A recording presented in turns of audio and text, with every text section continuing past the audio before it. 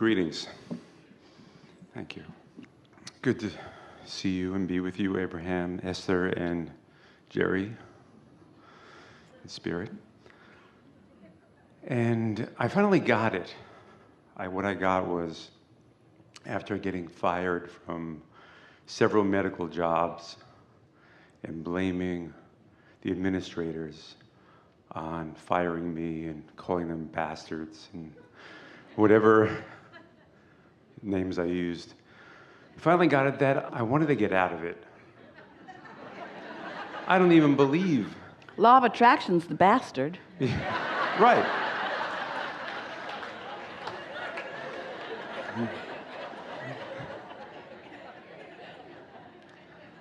When I was in it, I said, what am I doing here? I don't believe fully in the Western medical system.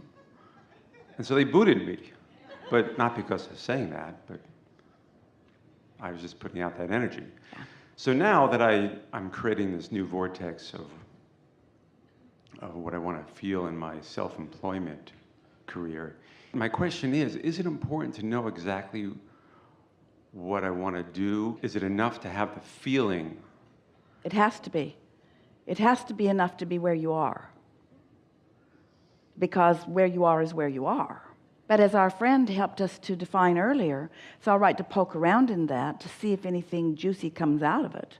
By poking around and identifying what you didn't like, it helps you to accentuate what you want instead. And that's a productive and clarifying use of contrast. And so we think that you could speak for a long time on the beneficial approach that you would like to take as a result of what you witnessed in a system that's bogged down with what-isness. Mm-hmm. We don't feel from you any confusion about what you prefer. We can give you something really clearly here. The contradiction in your personal vibration isn't about what you know about healing. It's about what you know about business. It was the business part of medicine that was primarily tripping you up. Because when business drives things, then sometimes the intuitiveness is set aside. Yes. And so we don't feel that you're confused at all about what you have to offer. The confusion that we can feel from you is about how to go about making it work for you. Yes? Mm-hmm. Yeah, that's true. And yet, your life experience has shown you. It's Jerry. He always likes the business part. Your life experience has shown you what you like about that too. So can you identify for us easily, or just give us some words about what you did like about the Western medicine in terms of the business aspects of it? Were there any positive aspects there? And remember, your vortex is already created, and so it's already there. We just want to hear you practice some things that will cause you to get into the receptive mode so that it can begin moving to you in greater clarity. Are we clear about that? So he's created a vortex of both what he wants to do in medicine and both what he wants to do business-wise. It's already there. It's already a viable, productive plan. But he can't find it quite yet because he's still pushing against what he's left behind. And so not yet quite a vibrational match to what the vortex is. So here's this vibration that he can't quite reach, and we want him to get up there in the vibrational vicinity of it so that more ideas will begin to flow. So we're going to suggest anything we can think of that might put you in the vibrational vicinity of what you've already created so that the ideas can then begin to flow. So give us some positive aspects of the medicine part of it. Let's start there because that part's easier for you.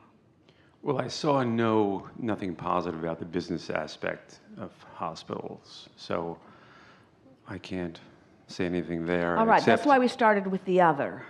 Okay. I found great joy at helping people heal, even if it was not through medicine, but through talking with them. And So through my life experience, I've come to know that sometimes people get out of whack with their own well-being. And I've gathered enough information that I can often see a very clear path that if they will listen to me, I can guide them back into the balance that they're looking for. That's really a clear statement for you, isn't it? So that part of it feels solid to us. In other words, there's nothing in that part of it to clean up. Just stay knowing what you know about yourself and what you love about the healing profession. Just stay where you are and all is well about that. But it's the self-employment that you're sort of tripping over. So when you say there are no positive aspects, we want to point out some. That the facilities that have been built are as a result of a lot of momentum. The structures, even the way the money flows, and we know a lot of that is in upheaval right now, but it's getting better every day in terms of money flowing towards some of these remedies. And even though we know you have disagreements about where a lot of the money is going and how it could be going more to what really matters and not so much to others, just sort of set that aside just a little bit and feel appreciation for the momentum around that idea. the fact they built momentum to create a huge business, for instance. Yes. Took a lot of effort and momentum and brains. And in the same way that investors have dovetailed with the medical community as it exists, and an infrastructure has been built of insurance and buildings and all of that. The same thing is now happening around this more progressive medicine field that you are talking about. In other words, because there are so many people that, like you, are reaching for something different. So those infrastructures are coming into place now too, aren't they? Yes. So tell us one thing, the most important thing. We're going to ask you for about 5, but tell us the most important thing from your perspective that the existing medical environment provides that is productive to the patient.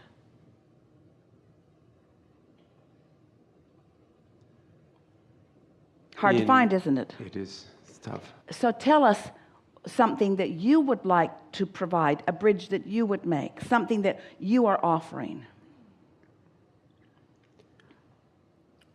To look at another aspect of the healing, which is the field of energy around a person. All right, so do you need an infrastructure in order to do that? No.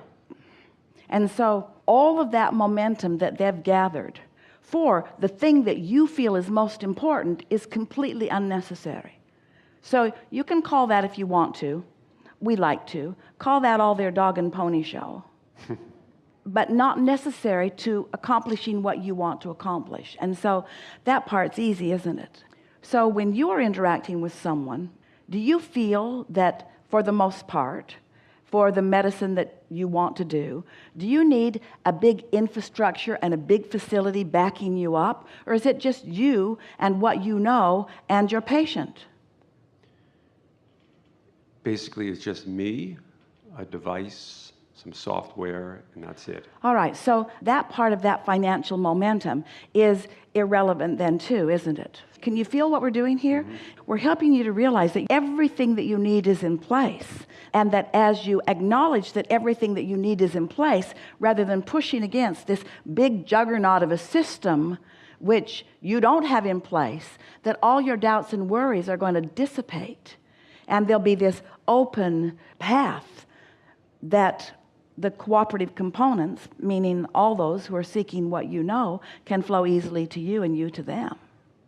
I like that.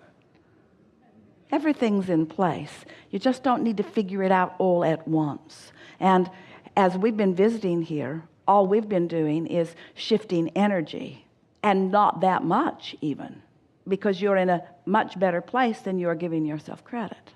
Thank you. If you'll just cut out the bashing of them, which is hard to do because they're big and they're everywhere and they're in your face, and almost everybody you meet has brushed up against them in some way. And so they have been influencing. But in the interaction with that environment has been created a vortex that you have received the inspiration from. So you're already on your way. Just enjoy it as it unfolds.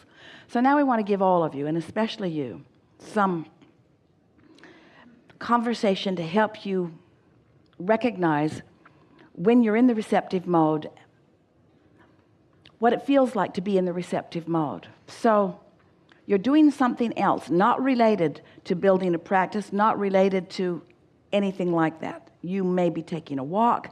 You may just be awakening from a nap or from a night's sleep. You may be taking a shower. Your mind isn't in the problem-solving mode.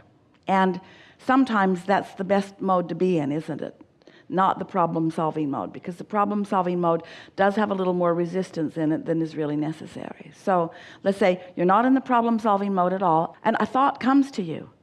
Acknowledge when that thought comes, because it didn't just come out of the blue. It came out of your vibrational allowance. And say to yourself right out loud, I must be in the receptive mode, because that's a really good idea.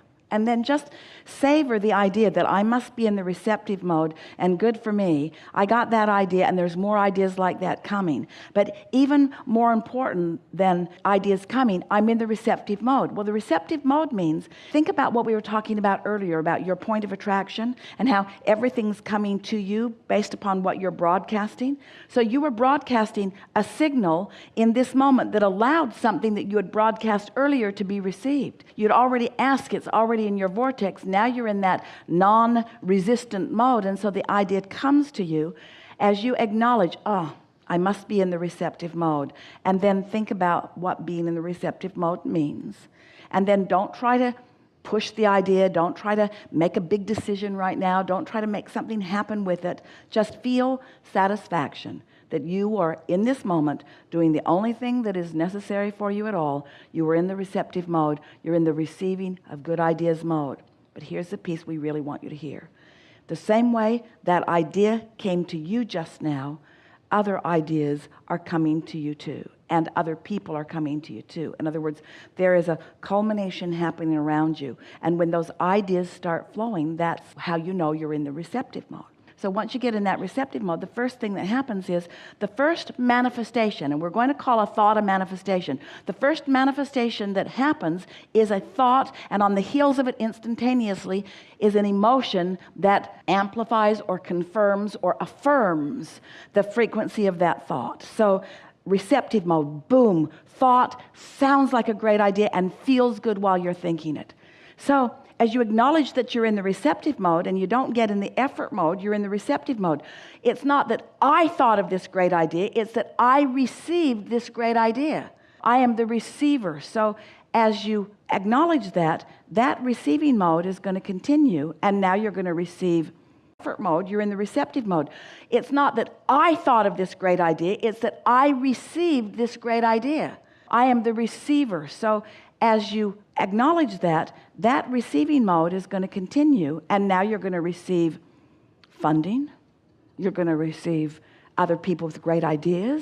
You're going to receive intuition about how to deal with individuals. This manifestation is just going to keep occurring.